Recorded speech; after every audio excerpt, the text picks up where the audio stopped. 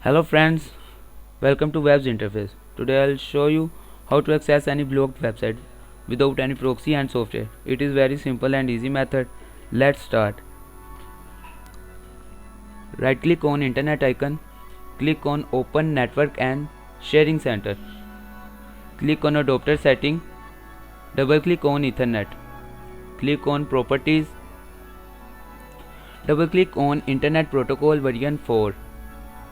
Click on use the following DNS server address.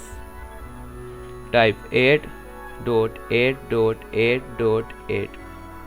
Type again 8.8.4.4. Click on OK, OK and close your window. That's it. Don't forget to subscribe us and share our channel. Web's interface. Bye bye.